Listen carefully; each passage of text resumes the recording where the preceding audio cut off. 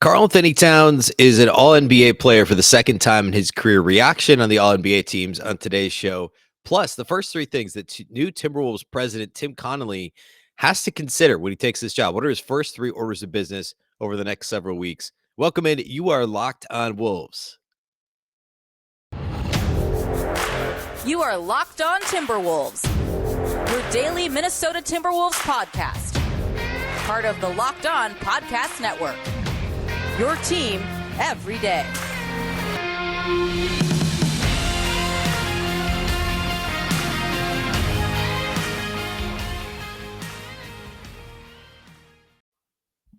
Hello and welcome to the Locked on Wolves podcast, part of the Locked on Podcast Network, your team every day. My name is Ben Beecken. I'm the host of Locked on Wolves. Happy Wednesday, everybody. Happy hump day. Thank you for making Locked on Wolves your first listen every day. Of course, Locked on Wolves is free and available everywhere. That includes YouTube, as well as all of your favorite audio platforms from Apple to Google, Spotify to Odyssey. You can find this show everywhere. You can also follow on Twitter at Locked on T Wolves and at Beacken. And that's with two B's, two E's, CKEN. All right, today on the show, I want to get to the first three orders of business for new Timberwolves president Tim Connelly, who of course was announced as the new president just a couple of days ago. That'll be the bulk of today's show. But first, we have to start with the Karl-Anthony Towns All-NBA news. On Tuesday evening, Karl-Anthony Towns was named to the All-NBA third team. It was the second time in his career he's been All-NBA third team. Not a major surprise. I think this was certainly expected. There was some question as to whether or not he could get squeezed onto the second team. There was also a question as to whether Joel Embiid could get squeezed onto the first team. But as the All NBA teams are selected, of course, it's not the same as the All-Star team, which is backcourt and frontcourt.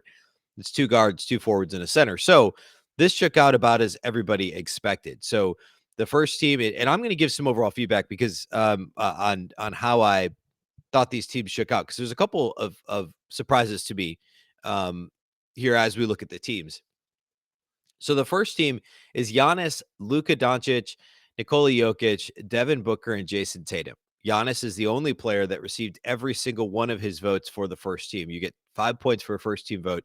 He had a perfect score of 500. Giannis is the only one, which is fascinating to me because obviously Jokic won the MVP. Now, it's pretty easy to tell that all of Jokic's second place votes were from people who picked Embiid on the first team, which are likely the same people that voted for Embiid for MVP. So it's easy to see how this happened, but it is a fascinating thing if you just look at that in a vacuum, that the MVP was not unanimous for first team, but another player was. Really interesting. Second team, of course, Joel Embiid. John Morant was the second highest vote getter on the second team, which is interesting. Kevin Durant, Steph Curry, DeMar DeRozan. I have some bones to pick with the second team. We'll get to that here in just a second. Third team, Karl-Anthony Towns, LeBron James, Chris Paul, Trae Young, and Pascal Siakam. The only player who's making, or actually, let me rephrase that. There's one player on each team who's making their first ever All-NBA team. Trae Young on the third team, John Morant on the second team, and Devin Booker on the first team, which is his first ever All-NBA selection. Here are my thoughts on these teams. I understand why Devin Booker's first team, but I don't think he should be. I also understand why John Morant's second team. I don't think he should be. I understand why DeMar DeRozan's second. Again, we're nitpicking here because these are all obviously phenomenal players. We're talking about guys who there's a reason they're in this conversation, right? But like for instance, players who just missed. Jimmy Butler did not make an All NBA team. And you can look at it and say, okay, well, he only played in 57 games. Well, Kevin Durant only played in 55 games, and Jimmy Butler's team was far better than, if we want to play the team game, was far better than Kevin Durant's team. And if we don't want to play the team game, then why is Devin Booker on the first team? I mean, he had a great season, but I mean, all the way around, it's hard for me to see him as a first team guy. I think he'd be more of a second team guy. Same with DeMar DeRozan. Are they just on the All NBA teams because their teams were good enough? You had to have somebody on the list. Um, Again, Booker should be on an All NBA team. First team is a bit of a stretch for me. And second team for DeRozan, I would have put Jimmy Butler on the second team. and bump DeRozan down to the third team, and I guess bump Seattle. Well, I guess they're both forwards, or they're both guards. Or no, DeRozan's on here as a forward.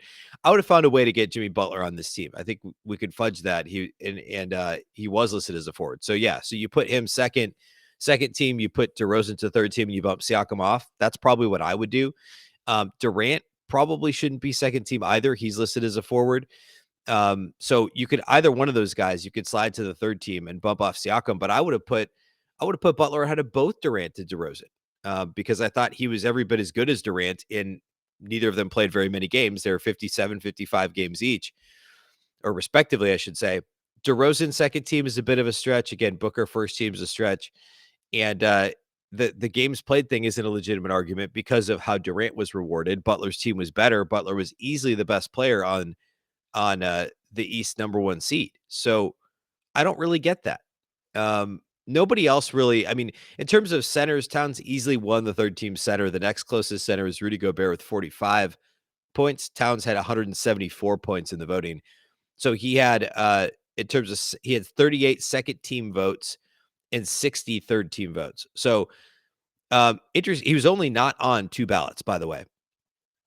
So that means that there were some people who picked him second team that would have picked Gobert Adebayo third team. Bam Adebayo had 28 points. So again, a distant fourth and distant fifth for Gobert and Adebayo. So Towns was on 98 of 100 ballots, which is fantastic to see. Again, Gobert got 5 second team votes. Bam Adebayo got 4 second team votes. Towns had 38 second team votes and finished on the third team with his 174 points. He also had the most points of anybody on the third team. He had 5 more total points than LeBron. LeBron actually got 2 first team votes, which is obviously a legacy thing. He had 35 second team votes and 54 third team votes. So most of the people that put LeBron on a ballot put him on third team. Towns is with LeBron. He's with Chris Paul. He's with Trae Young and Pascal Siakam on the third team.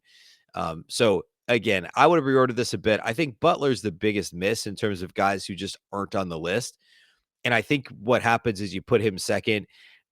And also John Morant, like, I understand why he's where he is. He should be all NBA. I get it. So I guess if I had to change one thing, it would be, I guess, leaving Booker on the first team, or maybe putting Curry on first and sliding Booker to second team. I would put Jimmy Butler second team, and I would bump either Durant or DeRozan, either one really, probably I guess DeRozan, to the third team and bump Siakam off. So not a terrible list. There are some debatable points. Of course, now that Karl-Anthony Towns is on All NBA, he is now eligible for the Supermax here moving forward, and actually eligible for that extension, I believe, immediately. And Booker also is another one who now qualifies for the Supermax, which means the dollar amounts, which is, it's tough because the cap's obviously going to change, but the dollar amounts go up to from 33.8 million this next year to 36 million. And then it would jump to 47.1 million in the 24-25 season for Cat. By the end of that contract, we're talking over $58 million. It'd be a 6-year, almost $281 million deal for Karl-Anthony Towns on the Supermax. I don't see a world in which the Wolves don't give that to him. I know that the national narrative for Towns isn't as positive because of the playoff performance, but he's an all-NBA player who is entering his prime and the best shooting big man of all time. So I don't know that there's any debate there, but that will be part of what Tim Connelly has to do. It's not the next order of business. I want to talk about that next. I have 3.5 things. One of them is a kind of a combination that Tim Connelly is going to have to do when he takes this job, or when he arrives on the job on his first day, his first few weeks. What is he going to be focusing on? We're going to hit that next. First, though, let's talk about our friends over at Built Bar. I absolutely love brownies, but you know what I love more? Brownie batter. Sometimes I eat half the batter just while I'm making brownies. Imagine if you could lick the brownie spatula clean and get some protein. You're in luck, because Built has a new creation, and this one is better than ever. The brownie batter puff.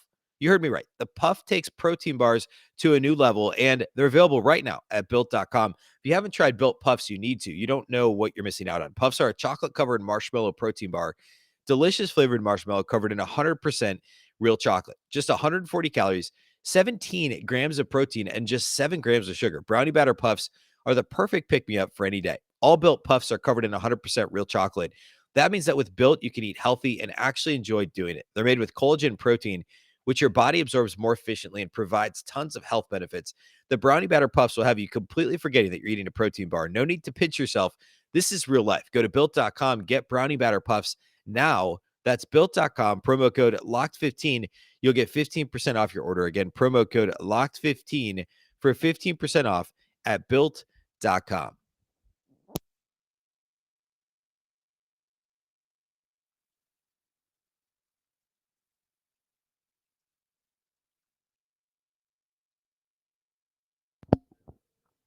Thanks once again for making Locked On Wolves your first listen every day. Now be sure to go check out the Locked On NBA Big Board show now that we're in draft season.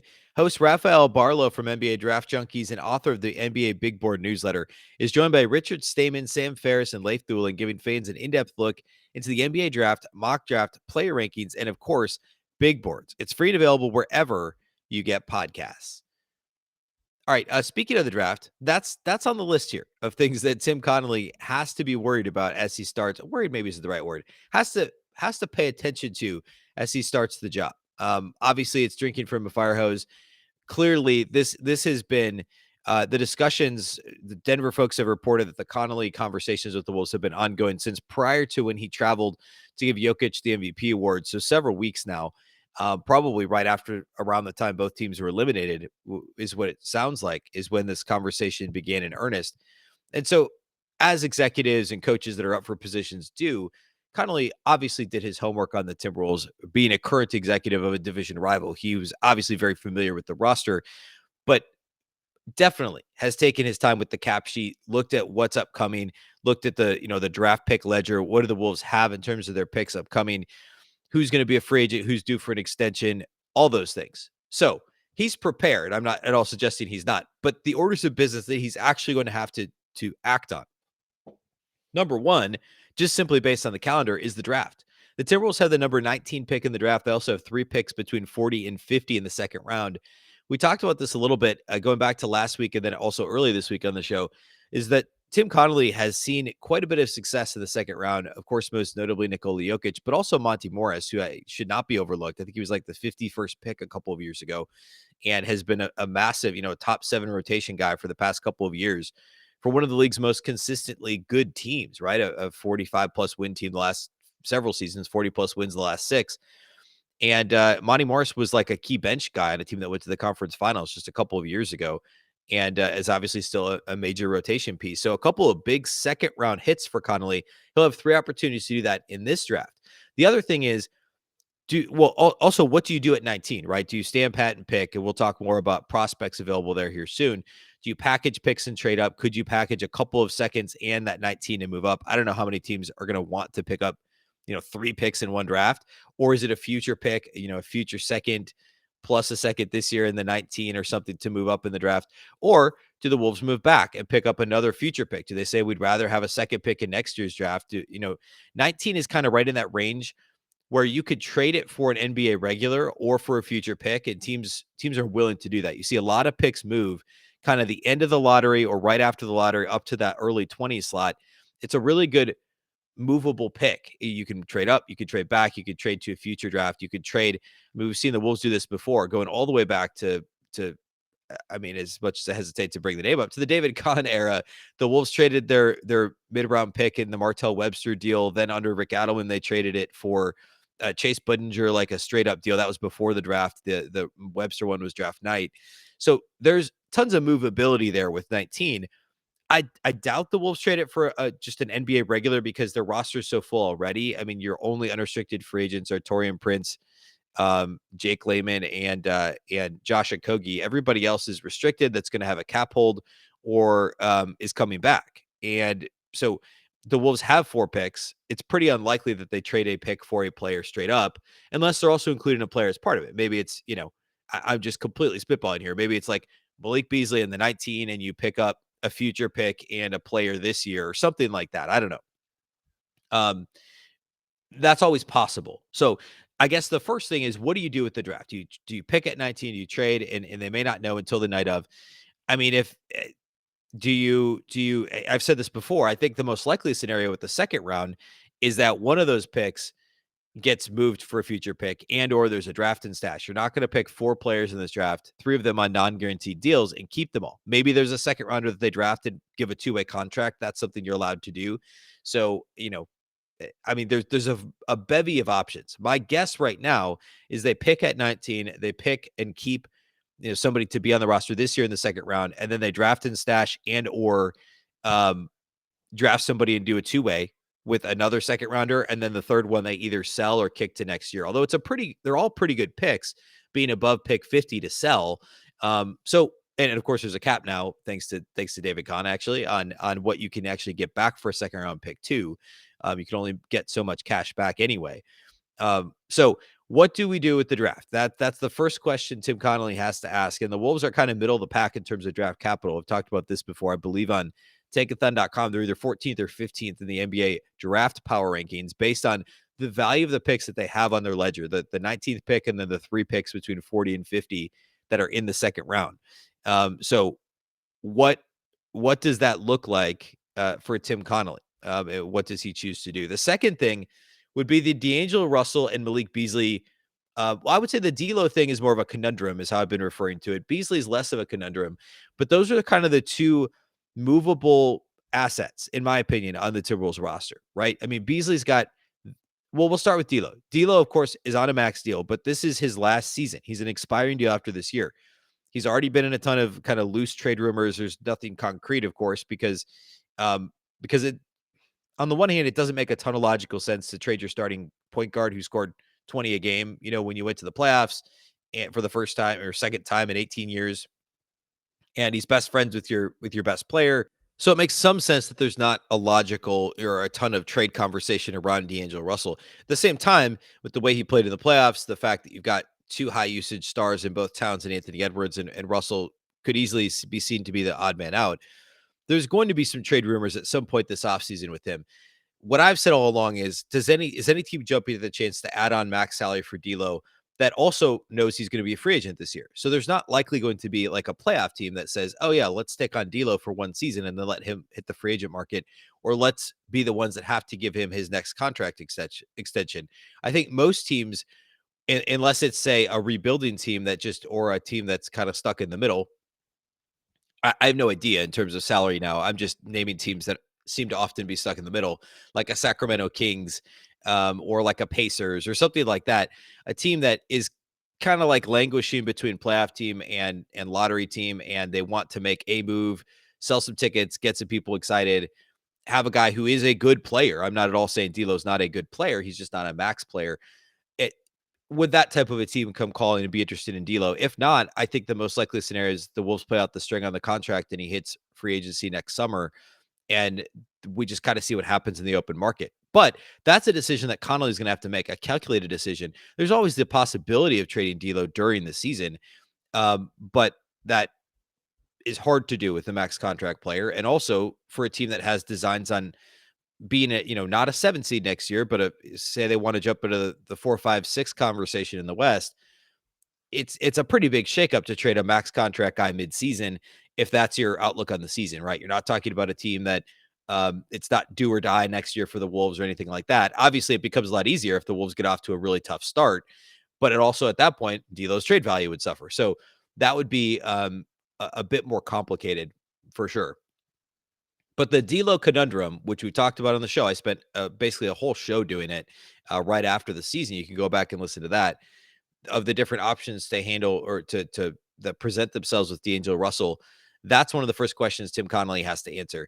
The second part of my second point is Malik Beasley. I want to talk about him next, and then I have a third point, a third thing that Connelly's got to worry about here in the next several weeks. We'll get to that here next. First, let's talk about our partners over at BetOnline. Our partners at betonline.net continue to be the number one source for all your betting needs and sports info. You can find all the latest odds, news, and sports developments, including this year's NBA playoffs, MLB scores, fights, and even next season's NFL futures. In terms of odds for the playoffs this year, of course, the Mavs just extended their series to a game 5. If you look at the next game in the Boston-Miami series, which is this evening on Wednesday, Boston's favored by 2 in what is now a tied up series. So Boston's favored by 2 over Miami, and then in the next game of Dallas Golden State, which is still of course 3-1 or is now 3-1 Golden State over Dallas. Golden State is favored by 7.5 in game what's going to be game 5 of that series coming up on Thursday. BetOnline is your continued source for all your sport wagering information, from live betting to playoffs, esports, and more. Head to the website today or use your mobile device to learn more about the trends and action. BetOnline, where the game starts.